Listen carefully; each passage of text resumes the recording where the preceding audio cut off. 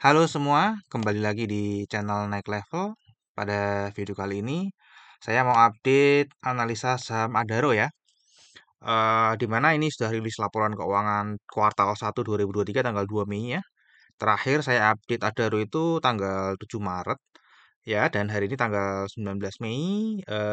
Kemarin Jumat harganya turunnya cukup dalam ya, 5% atau ke 2.410. Ini ada corporate action teman-teman ya. Corporate action ini adalah dividen, nanti akan dibahas di sesi dividen aja ya. Oke, untuk price performance-nya untuk 1 tahun terakhir ini cukup dalam turunnya ya teman-teman ya. Udah turun lumayan. Namun kalau teman-teman pegangnya 3 tahun ke belakang itu masih profit ya. Untuk year to date sendiri sudah negatif 37,40%. Ya, untuk harga tertinggi setahun terakhir pernah 4.250 dan terendahnya 2.540. Ya, dan ini break harga terendahnya lagi ya teman-teman ya. Di sini masih 2540 ya. Ini sudah 2410. Nah, seperti biasa nanti kita akan membahas saham Adaro ini dari 4 analisa ya. Yang pertama dari fundamentalnya kita akan update kuartal 1 2023. Kemudian nanti dari seasonality ya, biasanya bulan-bulan apa saja saham ini naik dan turun. Kemudian dari bandarmologi, perpindahan sahamnya sekarang seperti apa, update setahun terakhir dan di bulan Mei ini. Terakhir dari teknikalnya kita akan review analisa teknikal tanggal 7 Maret dan kira-kira harga arah ke depannya akan kemana. Oke, kita akan bahas dulu saham harga batu bara ya, karena ini kan sektornya batu bara. Nah, kalau kita lihat harganya ini semakin turun lagi teman-teman ya. Harga batu bara ini turun terus, sekarang ada di 162,25. Di kuartal 1 sudah turun dari harga yang tingginya, kemudian dari kuartal 2 ini juga turun lagi ya. Jadi kinerjanya dipastikan kuartal 2 ini akan turun ya, akan lebih rendah daripada kuartal 1.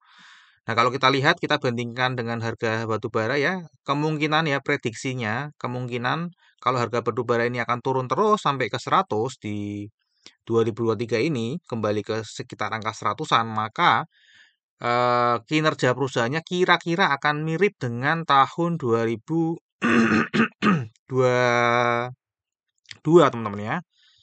Akan mirip dengan 2021, sorry, 2021. Di sini ya kira-kira ya kalau turun sampai 100. Ya, jadi itu kira-kiranya. Oke, ini adalah kinerjanya teman-teman ya. Untuk kuartal 1 sendiri ini masih tinggi ya, karena ini di sini masih tinggi ya teman-teman ya. Harganya masih tinggi namun cenderung turun. Ya, jadi di sini masih lebih tinggi daripada kuartal 1 tahun sebelumnya.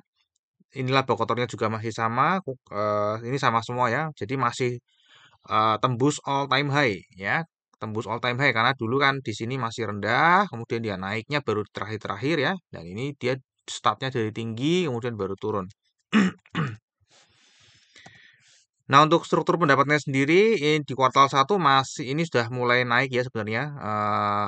Berbahan pokok penjualannya 58,5 ya, namun beban usahanya ini turun tipis ya dari sini. Kemudian laba bersihnya ini sebenarnya secara prosentase ternyata lebih kecil teman-teman ya. Jadi secara prosentase lebih kecil namun secara nominal lebih besar. Artinya volume penjualannya berarti jauh lebih besar. Ya, karena secara prosentase lebih kecil. Nah, ini adalah secara nominalnya ini dalam rupiah ya, semestinya dalam US dollar, cuman ini saya bahasnya rupiah aja. Untuk pendapatannya dia naiknya 56,6%, kemudian laba kotornya naik 32,3% ya. Laba usahanya masih naik 17,6% dan laba bersihnya naik 24,6%. Ya, jadi meskipun beban pokok penjualannya ini naik ya, namun karena pendapatannya naiknya cukup tinggi ya, 56,6%, jadi ini mengangkat semua teman-teman ya. Nah, untuk valuasinya sendiri pada saat video ini dibuat itu ada di 0,79. Jadi ini sudah mulai turun teman-teman ya. Valuasinya sudah mulai turun. Untuk PE ratio-nya 2,81. Kalau kita lihat ditutup tahun 2022 ini PBV-nya masih di atas 1 ya. Di atas 1 ini kembali ke 2020 ya. Jadi ini lumayan rendah PBV-nya teman-teman ya. Kalau kita lihat terendah di 2015 ya untuk Adaro. Untuk PE-nya ini masih tetap yang paling rendah di kuartal 1 ini ya, karena tadi profitnya masih naik. Untuk ROE-nya sendiri 41,16 dan kita bayarnya di PBV 0,79, maka ini akan jadi sangat murah ya, earning yield-nya jadi 51,87 pada saat video ini dibuat. Seperti tadi kalau misalnya kita akan forecast kinerja perusahaan tahun 2023 ini ya mestinya akan sama dengan 2021. Tentu saja ini akan berubah teman-teman ya. Nah, ini teman-teman ya, untuk dividen tadi ada corporate action di mana come date-nya adalah besok hari Senin, tanggal 22 Mei. Jadi kalau teman-teman besok masih membeli saham Adaro, maka teman-teman dan nggak dijual ya, disimpan sampai tanggal 23 Mei. Maka nanti tanggal 6 Juni akan menerima dividen. Besarannya adalah kira-kira 229 per lembar saham ya, karena itu kan dividennya dalam bentuk US dollar ya. Jadi tergantung rate dolar ya, makanya di sini masih nol. Ya, karena kan harga US dollar masih floating ya, gitu, berubah-berubah terus.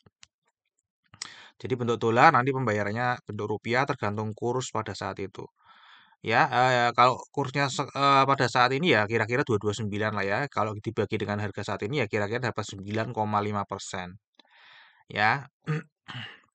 Dan ini IPS-nya kalau kita lihat IPS-nya 215 ya, dan ini mirip dengan kuartal 4 2021 dan kemungkinan kalau misalnya harga harga batu bara akan menurun ke 100 maka ya ini dibalik aja teman-teman ya. Jadi ini 200 mungkin nanti kuartal 2 kira-kira 100, kuartal 3 44 ya, kuartal 4-nya mungkin kira 33 dan ujungnya cuma 416 ya.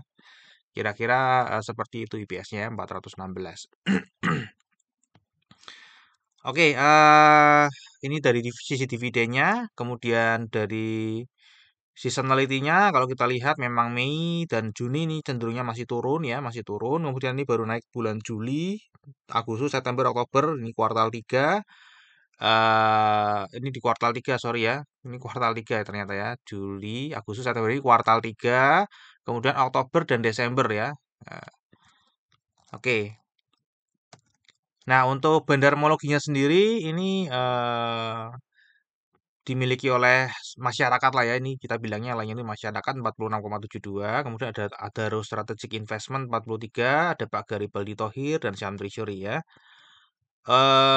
Untuk jumlah pemegang sahamnya ini masih naik cukup signifikan ya, dari yang dulunya November 70.000 sekarang jadi 84.000 meskipun bulan April ini berkurang ya, namun masih belum banyak teman-teman yang berkurangnya.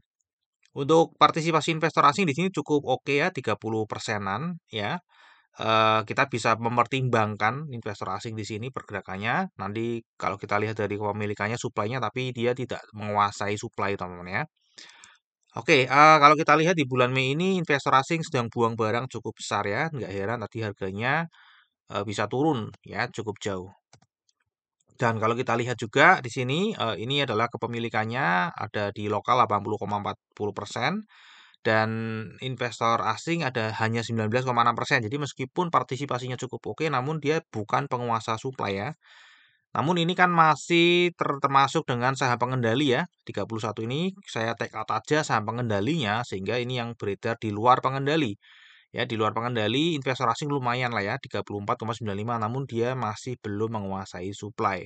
Karena supply paling tinggi ini ternyata ada di lokal ID. Namun lokal ID ini pun karena ada Pak Garibaldi Thohir 6% dan ada Erwin Suryajaya.